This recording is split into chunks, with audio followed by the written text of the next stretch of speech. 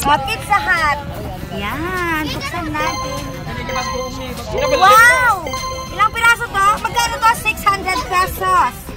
Tapos nakat siya into square. Yum, yum, yum. Different flavors.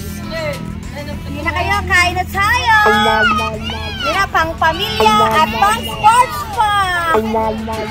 Halina kayo, kain na. Kasama ang buong pamilya, kabarangay at Kanueva Vizcaya. Halina, kain na. Tikman na natin ang B&C Pizza Hut. Teka na, tikman natin.